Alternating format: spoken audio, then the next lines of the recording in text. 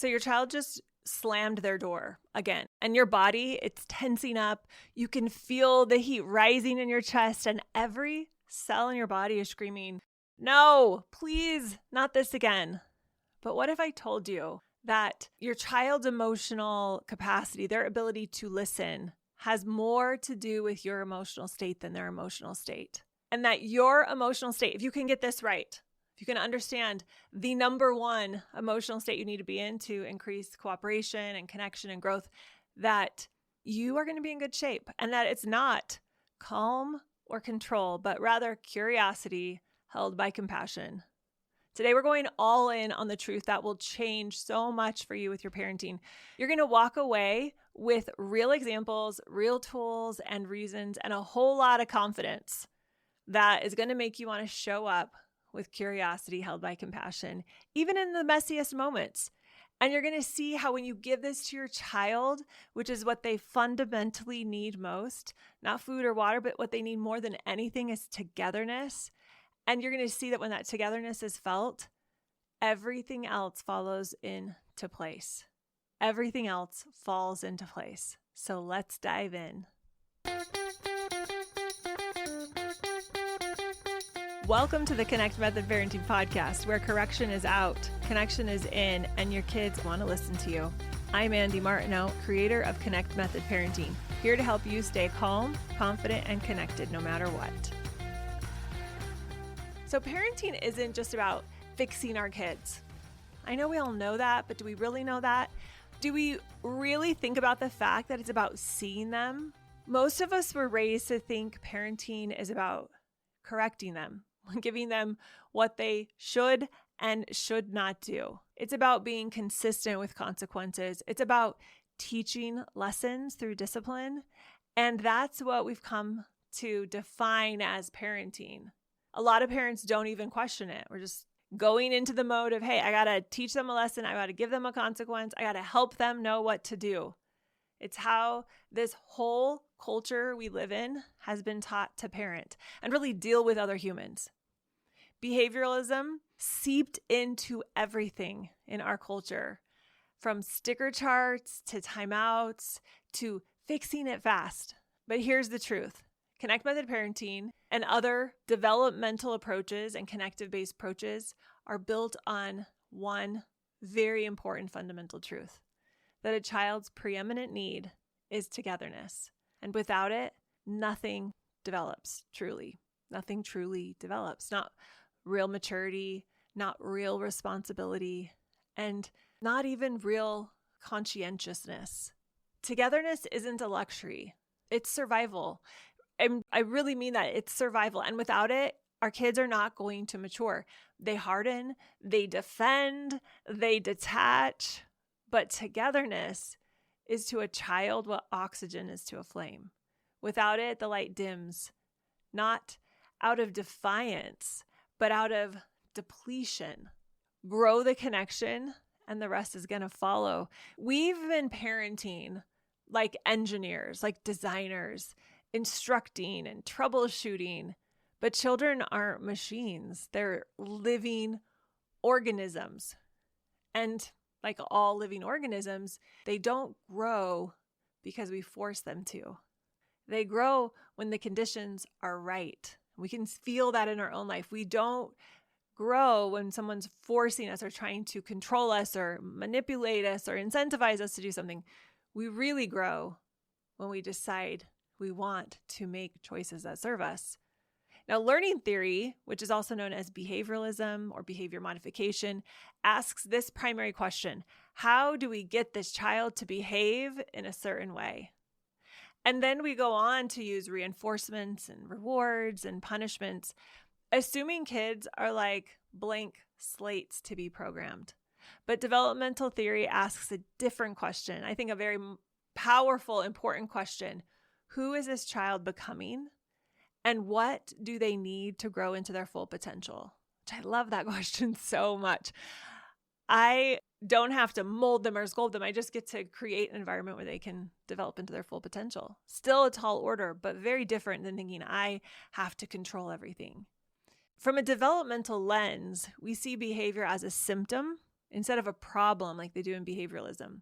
And we're going to prioritize internal processes, go to the root of things, attachment, emotional safety, maturation. That's our measuring stick to see if things are on course. In short, learning theory tries to manage behavior, and developmental theory, which is what Connect Method Parenting is based on, seeks to understand behavior. One trains, that's learning theory for you. The other transforms. That's what we're talking about here. In one of the most shared talks, you probably heard it. It's gotten shared all around social media. There's a clinical psychologist. His name's Dr. Russell Barkley. He's giving a speech at some type of conference, and he invites parents to rethink their role, not as designers of their children's futures, but as guides who help their children become who they already are. He says, your job is not to design your child. Your job is to shepherd them, to provide a safe place for them to grow into who they already are, which I love so much. It's that gardener analogy as well. You know, I'm taking this seed and I'm going to help this seed become exactly what it's supposed to become, not anything else. Dr. Barkley shares this jaw-dropping stat. He said children are born with over 400 psychological traits, many of which are strongly influenced by genetics. They are, some of them, inherited from you, from your ancestral line. And we don't get to choose our child's makeup of all of these traits. We don't get to choose their temperament, their wiring, or the pace of growth. We don't. And trying to engineer the outcome, that only creates frustration for everyone, for you and for your child. So what should we do? We should think about parenting like a shepherd or a gardener. And he talks about a shepherd, which I really like. He says a shepherd doesn't control the sheep. The shepherd protects, nourishes, and guides. The shepherd chooses the safest paths, provides the best pastures, and stays present. But they don't try to turn a sheep into a dog. They honor the sheep. They know who they are. They know what they are, and they help them stay safe. So when we parent from this place of being a shepherd, what that means is we're going to honor our child's individuality. We're going to let go of performance pressure. We're going to lean into trusting the natural unfolding of the way nature has created all of us humans, even when it's slow or messy or not what you expected. So here's the takeaway. Learning who your child is, what is underneath the hood, so to speak, what their tendencies are, how they feel, big or small, how they react to things, how sensitive they are, that is what matters more than anything else. That matters more than trying to fix how they behave, because you can't fix how they behave, but you can understand them more deeply. And when we provide connection and safety, we shape them more than any sticker chart ever could. You don't have to build a better child. Hallelujah. They're perfect just as they are. You just have to be their steady place for them to become who they're meant to become. Dr. Neufeld often personifies nature as a trustworthy, intuitive guide, almost like a wise, benevolent architect or shepherd or gardener, one who has a deep blueprint for development already in place. All we have to do is just trust it, this benevolent guide that nature knows what it's doing. He doesn't speak of nature as a force to be controlled, but as something that we can trust. Here's how he tends to frame it. He said, nature is the architect of human development. And when conditions are right, attachment, safety, and rest, those are the conditions, then nature can do its work. So we don't have to teach maturity. In fact, we can't teach maturity. Nature grows it if we will just provide the right conditions.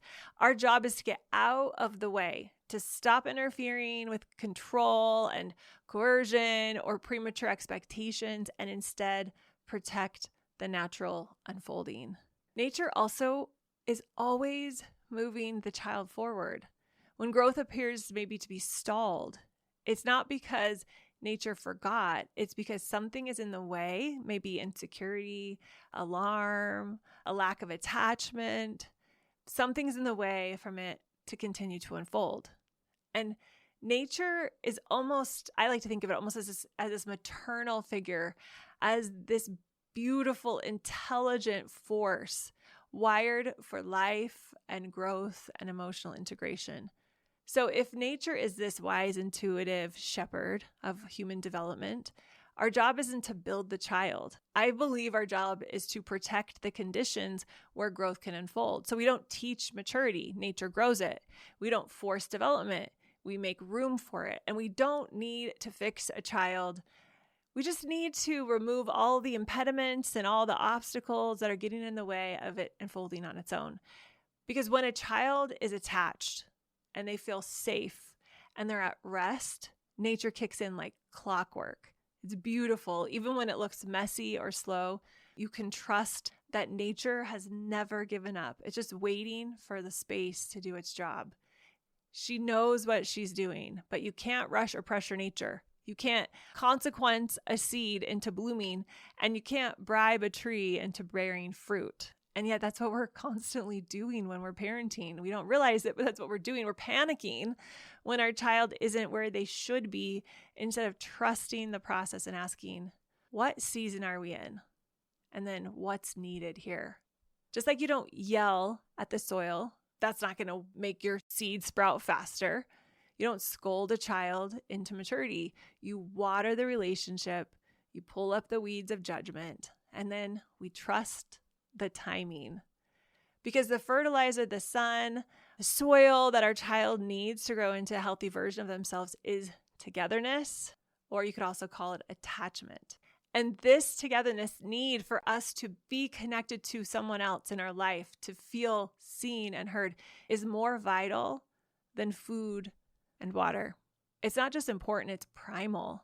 If your child doesn't feel connected to you, their nervous system can't relax. And if their nervous system can't relax, then they can't listen, they can't learn, and they can't grow. So the most powerful parenting move you can make isn't another lecture. It's to put your child's face right into togetherness. Put it towards togetherness. That's the most powerful thing you can do. You earn influence by how safe you feel to them when they're at their worst. And so that's what we want to do.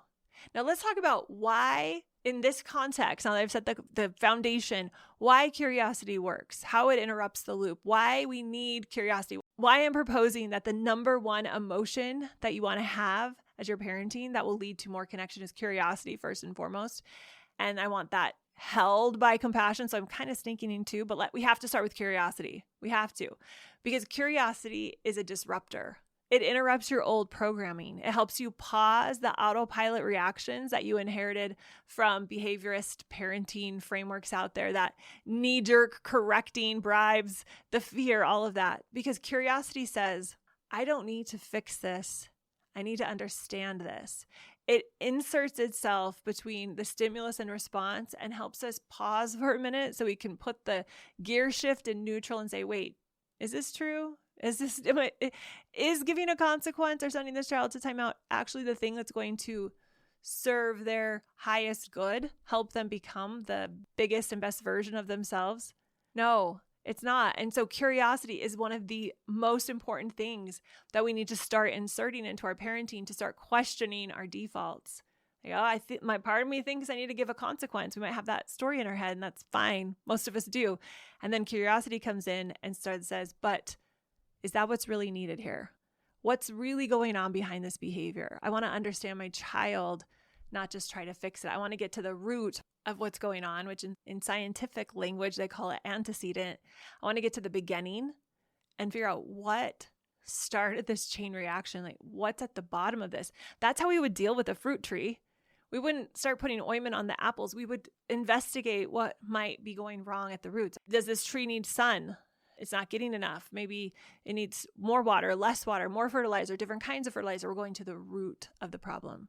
So when curiosity comes in and it says, I don't need to fix this. I need to understand this. Two things start happening. It lowers your defenses so you can stay in a good place, which allows you to start co-regulating with your child.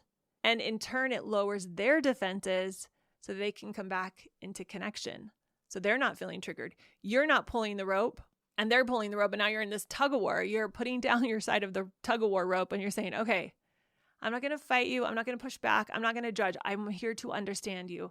I'm here to see. I'm here to support. I'm here to make sure you feel validated in your experience. So it's going to lower their defenses when we're coming in with that energy versus, oh, again, I need to fix this. What's going on? This is a problem. There's something wrong. When we come in with curiosity, it creates the emotional safety that makes everything that we want to create with our child possible. Because we only listen to people we trust. And trust is earned in those micro moments when someone stays curious instead of judgmental. When your child feels your curiosity, they experience it as a signal. You're not against me, they might think. You're here with me. You're not judging me. You're not trying to fix me. And curiosity isn't just about your child. It's about questioning your own thoughts. Because let's be honest, so many of the thoughts that trigger us when we aren't in the place we want to be, where we feel like we have this nervous system takeover, they aren't even ours. They were downloaded from culture and from childhood and from fear. So curiosity helps you ask, is that true? Is this mine? What else could be happening here?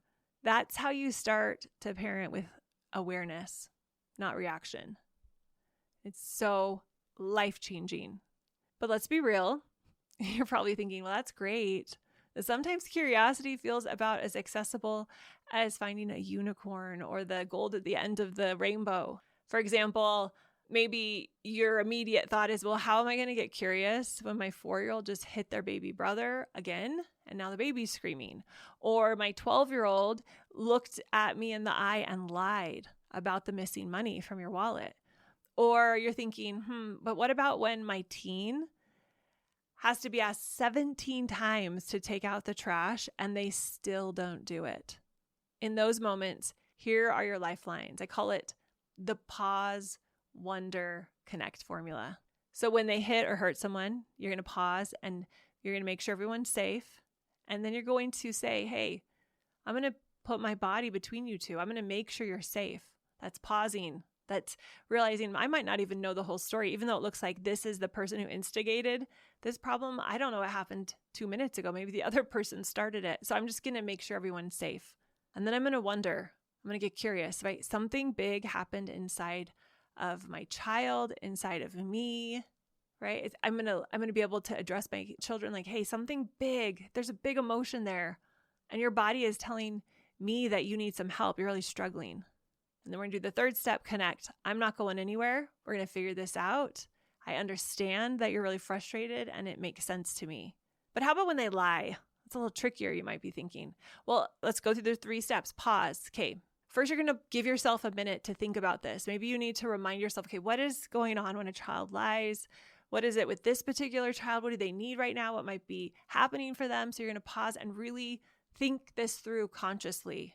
And then wonder, I'm wondering what made the truth feel too scary for this child to tell. I wonder what that's about. That's really interesting. And then connect by leaning in and listening, maybe saying something like, whatever happens, we're going to work through it. You're not alone. Can't wait to hang out with you later tonight. And we're reassuring them that the relationship is strong. All right. But you might be saying, that's fine. But, what about the run of the mill, they don't listen, which happens 5,000 times a day? Well, let's go through it again. Pause. So we're going to stop talking.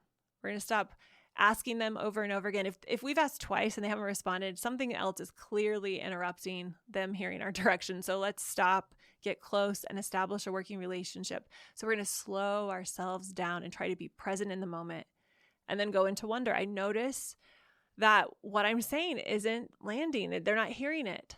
I wonder what's going on. Are they distracted? Did I not connect with them first? Are they not interested in doing this thing because, it's a task they don't want to do? What's happening? And then connect with them. Sometimes that might look like just coming over to what they're doing, like alongside them and playing with them or talking with them or watching the show that they're watching with them for a few minutes to establish that working relationship. It could also look like reigniting those attachment instincts. So maybe you did do that and you thought you had a working relationship and then they didn't listen again. So go back and reestablish a working relationship and really start to ask yourself, what's going on? What's really going on here?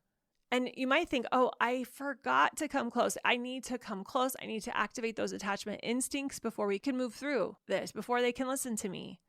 Or they're really into this Lego set. It makes sense that they're so immersed here that they're not able to even hear the message I'm sending. When you feel the rage rising because they haven't listened or they've lied or they've hurt their sister, I want you to do 3 things. First, I want you to name it. Like, wow, that's a lot of frustration in my body right now. And then claim it. This is my nervous system trying to protect me, not the fault of my child's behavior. And then feel it. Really notice, where is this in my body? Take some breaths if you need to. Remember, double out as in. So 8 out, 4 in is going to help your nervous system feel like everything's fine. Get some water, step outside. I loved laying down or having a little cheat sheet that was a 3x5 card in my back pocket that I would reference when I needed some help in heated moments. So one of the moms I work with had a moment recently that stopped me in my tracks. It was so fun to hear the story. I love it when I hear this firsthand. She said her daughter had thrown a water bottle and it had hit one of the other kids, and it was really upsetting, which obviously it would be for us parents. But instead of going into lecture mode or handling it by giving out a consequence, this mom invited her daughter on a walk, just a walk, and they started talking about whatever. She didn't have a huge agenda. She just wanted to connect with her and see what happened. So they're walking along and her daughter starts sharing about school. It was the end of school. So there was some fears and anxiety and worry about just ending school.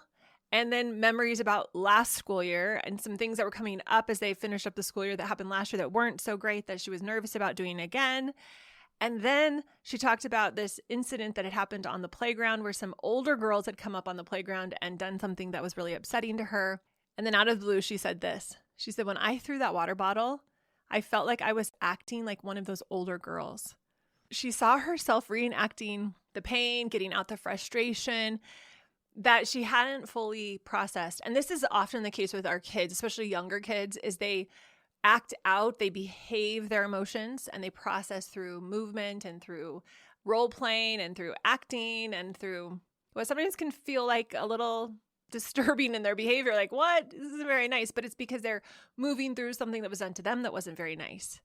This wasn't a behavior to correct, the water bottle throwing, right? It was a behavior for her to understand. And she couldn't even call it out. And it might not have even been anything she understood until she started to talk about the frustrations and the way she was getting angsty and upset about things. It was a behavior, or you could even call it a wound, that this mom was able to understand. And also the child was able to understand because of the space that was created. That's what curiosity unlocks. Self-awareness, ownership, healing. Not because someone taught a lesson. In this case specifically, there was no lesson being taught. There was just curiosity and safety and being seen and heard enough so that this little kiddo's nervous system could relax and could feel the emotions. And that's often the problem, is we have more emotions and less feeling. So when we can offer this to our child, magical things can really happen. And we're able to move out things ourselves, or in this case with our child, when we set the environment so they can thrive, we're able to help them move out this emotional waste that's just as important for them to move out as biological waste is that we don't need anymore. So before we go any further, let me be crystal clear about a few things. This is not me saying that this way of parenting is just letting your kids do whatever they want. It's not me saying don't have boundaries.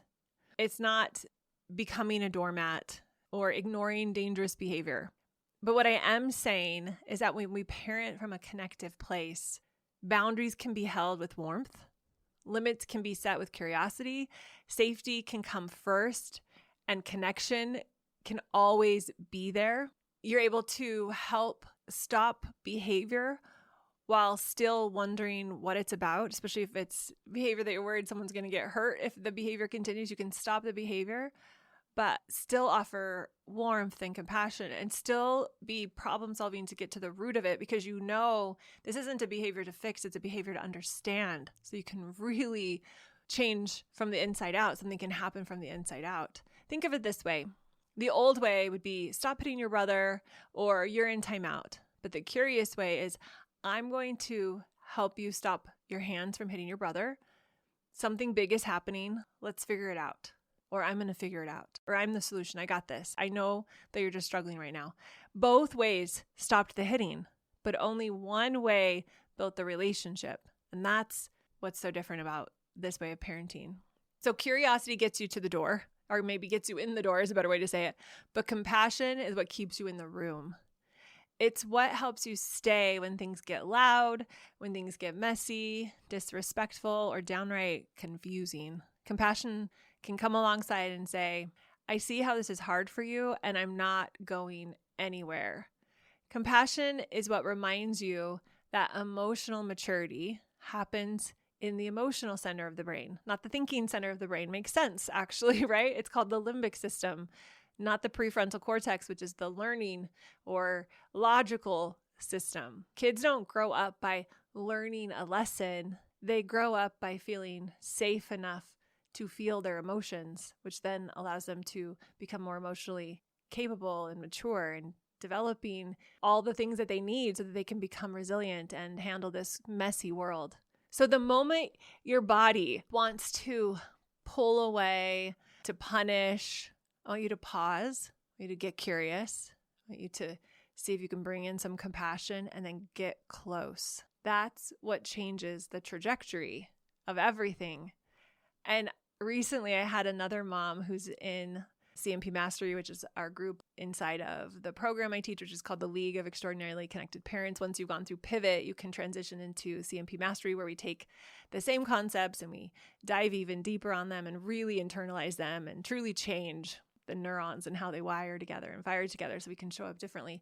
And she was in there and she shared this beautiful story. So her 8-year-old had come to her at the end of a day, a family member who they hadn't been around a lot lately was in their home and was trying to help and give consequences and timeouts and help the mom out and help with the kids, and was doing a lot of traditional parenting tactics that this mom hadn't been using in a long time. And the little girl came to her and she said, don't they know we don't do timeouts in our family? You just hold my hand and you listen, and then I want to do what you say. And I was I was in awe, full body tingles when she said this to me. So she shared this in office hours, which is something that happens multiple times a week inside of League. And that's where we celebrate wins and also work through situations. And she was sharing this and I was so ecstatic, full body chills. You know, when your child feels safe enough to stay close when they've messed up, that's something, that's maturity. And the profound way that this child was able to articulate, hey, you don't need to send me away. You just listen, you bring me close, and then I want to do what you are asking me to do. That is what happens when we embody Connect with It parenting. We don't have to be perfect at it, but when that's becoming our new default, our kids choose us to be their leader. They want to listen to us. When they want to listen to us because we've been showing up this way, when they want to repair because they feel seen, they want to say sorry because they've had the space to go from mad to sad, that's the power of connection. And this little girl wasn't quoting a script. She wasn't saying anything anybody had told her. Her mom hadn't said, hey, we're not doing timeouts. I'm going to listen to you and then you do what I want you to do. She hadn't told her that. It just had been how she had shown up, and her daughter picked up on it and was able to say, hey, there's something different happening here compared to what this family member is doing. And it reminds me of maybe what we used to do, but we don't need to do that anymore because I don't need that. I want to listen to you because of how you show up for me. She was reflecting back a truth that she had experienced, a reality. Safety, togetherness changes behavior, because when we show up that way for our kids want to choose us to be their leader. We earn the right to have that place in their heart and in their soul. We don't just get that right because we're their parent. We earn it because of how we show up. And as a result of how her mother had been showing up, she felt safe. She felt seen. She felt heard. She was choosing her mom to be her leader. And I get chilled every time I think of this story. It's so powerful. So what if your child is a toddler, maybe 2 to 4 years of age? When they're melting down in Target, you're going to get low. You're going to get on their level. You're going to establish that working relationship. And remember in your heart, whether you say this or not, you're going to remember that their body is upset, that something's not working for them. You could even, whether you say these things out loud to them or just to yourself to remind you, like, oh, they're upset because they didn't get the toy. You can say that. Hey, I know you're really upset because you really want that toy. I get it. I'm right here with you. All these big feelings. I get it. It's okay to feel this way. If it gets really bad in Target, I always recommend leaving and going and letting them have some privacy in the safety of the car to get the rest of the emotional discharge out. But sometimes it's pretty fast when we come alongside. We're like, I get it. You want to have the toy. It's so hard. Yep, you can have these big emotions for a minute. But let's talk about a school-age child, a little bit older child, 5 to 10 years old. What would you do then? Let's say homework has become really problematic, World War III, You validate them. This math is making you want to quit everything. I get it. I have felt the same way about, maybe it was math for you too or something else. I felt the same way about the dishes today, right? I get it. Sometimes we just want to quit. And then you would get curious. So what part feels the hardest? Is there anything I can do to help? How can I support you? Do we need to take a break? You just come alongside the emotion. I can tell you're frustrated, and then you're there to help support them so that they can come back to a regulated state. They can discharge those emotions. And then you want to be their partner. You want to let them know, like, hey, no matter what, this is something I'm here to help you with. Like, what part's the trickiest? Or you reference something that's going on later that night. Can't wait till we watch that movie tonight or go on the bike ride tonight. You let them know everything's cool, even though you're having a rough time. No problem. Now, what about a teen when they roll their eyes and stomp off? This is a hard one for a lot of parents. I often remind myself, like, I can tell they need space and I'm going to be here when they need me. I'm ready and willing, no judgments. I get it. So maybe I say something in the moment, like, I can tell you're upset. If you need anything, I'm here. It makes sense that you're upset. You don't want to do homework. You don't want to do your chore, whatever it is. And then later I might reference it if I feel like it would be helpful for them to move the emotion out. Like, that was really big. If you need anything, I'm here. If there's anything that you want to talk about, I'm a safe place to talk about it. But I'm not fixing. I'm just listening. I'm supporting, and then I'm listening more. I'm validating, and I'm coming alongside the emotion. And that takes a lot of curiosity and compassion. So let's also talk about along the same thread, like, I'm having curiosity and I'm having compassion, and I can see how it's going to change so many things, how this combo emotional state is going to be the thing that helps my child become more emotionally mature. But in order for that to happen, and this is tied right into curiosity, is we have to let go of the old tools. If we are willing to commit to being compassionately curious, maybe we'll combo it that way. We'll hyphenate it. That way it's one emotion. But, curious with compassion, if that's our commitment, then it's time for a pretty big truth bomb. Because if you want your kids to actually want to listen to you, if you want to raise emotionally intelligent, grounded, mature humans, we have to stop using tools that never worked in the first place. Development doesn't unfold through discipline. It unfolds through relationship. So if we want our children to grow into mature, emotionally capable people, we have to stop relying on tools that disrupt attachment. So we have to let go of the belief that timeouts foster self-control, or the notion that imposed consequences build character. Or how about this one?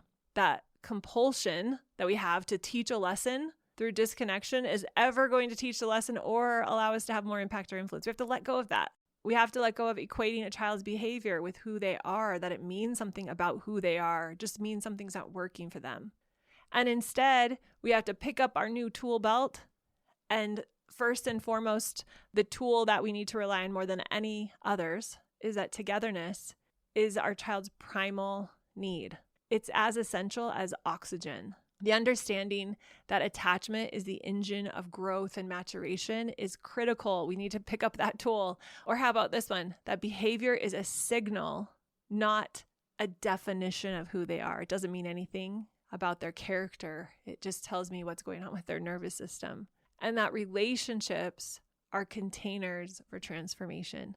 Because children, they learn best not when they are being punished or threatened or lectured, because all of that creates disconnection. They learn best from proximity. And we don't need to correct the behavior. We just need to preserve it. We need to preserve the connection where changes can happen. And when that happens, oh my gosh, everything else is going to fall into place. So as I was preparing for this episode, and I was thinking and processing and pondering all of this, I had a poem come to me. It was helping me work through all my thoughts. And I thought, as I was just before I hit record, actually, I thought, I think I'm going to share it with everybody. Not because it's perfect, not because it's amazing, but I do think it does a good job painting the picture of leaning into curiosity and compassion. And I called it when I stopped knowing everything. So when I stopped knowing everything, when I unclenched my fists from the scripts and the charts and the parenting books with dog-eared pages, when I let go of they should know better and I taught them already, when I stopped trying to be right and started being with, that's when I heard the quiet signal beneath the yelling, behind the slammed doors, beneath the eye rolls, within the silence. I hear this unspoken refrain. See me, my child calls out from her inner wisdom. Not what I did yesterday, not who you hope I'll be tomorrow. Just see me here now. And I get low, not to shame, but to see.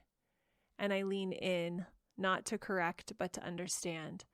And I stay, even when it is messy, especially when it's messy. I ask questions instead of giving answers.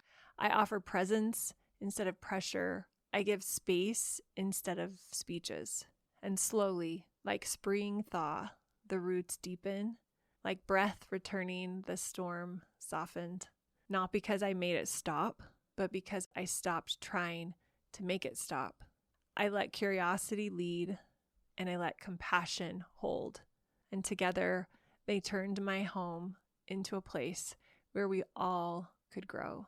So as I think about that, like the idea that it's when we stop trying to make something happen that things begin to happen, and that leading with curiosity and compassion can turn our home into a place where everyone can grow, everyone can feel safe, everyone can become the best version of themselves.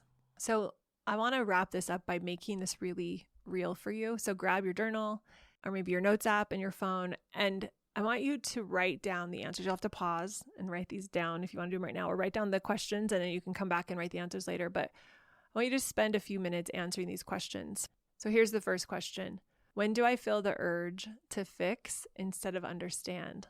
So I would spend a couple of minutes just writing down the answers to that. And then the second question is, which of my child's behaviors trigger me most? So if you have multiple kids, write down one for each of them. And then follow-up question to that is, what might it be telling me about my nervous system that this particular behavior triggers me so much? It's like such a good question. Spend some time with that one. It's very revealing. And then finally, what's one phrase from today that I can try this week that will help me lean more into curiosity and compassion? One of my favorites is this true? Just a very simple question. Is this true that I need to do this or that it means this? You know, do I need to give a lecture? Do I need to give a timeout? Is that true? Does the fact that my child just said something mean, does it mean that they're mean? Is that true? Or what's really true? Maybe that they're struggling. So play around with that one. And then if you want a bonus, pick one moment this week where you pause and ask, what if nothing's gone wrong here? And then lean into what comes out of your brain after you ask that question. What if nothing has gone wrong here? Because your brain's going to think, oh, everything's gone wrong. The house is messy. The kids are fighting, or I haven't got everything done, or the chores are still done, or the kids are pushing back, whatever it is. And then notice the situation and pause and say, okay, but what if nothing has gone wrong here? What if that's true? Your child doesn't need a better lecture. They need a better listener.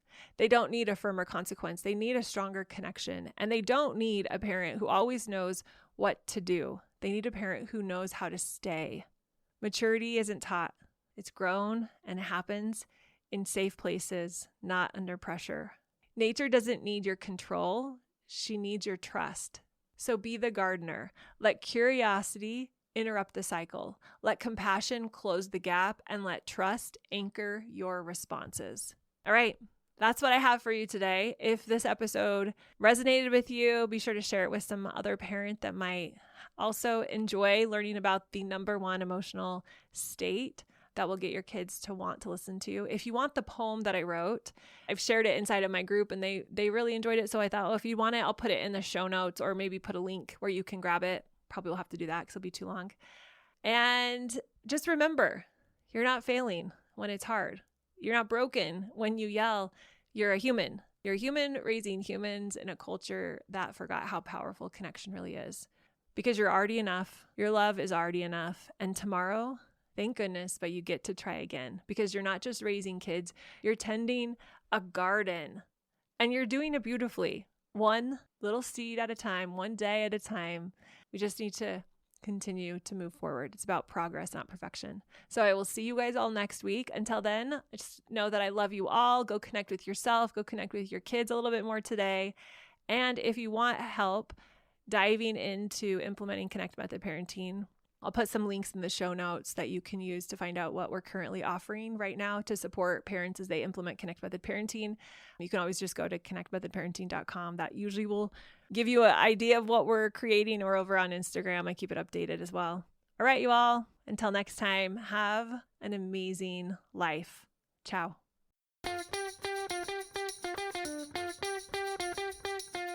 Thanks so much for listening, you all. If you are ready to learn more about Connect Method Parenting, if you've been listening to the podcast and you think, ooh, I'd love to be able to implement this in my life and with my parenting more, then check out Pivot. It's my 8-week program where we deep dive into learning and implementing Connect Method Parenting so that you can take this information and transform your parenting journey. Head over to connectmethodparenting.com to find out when the next group starts.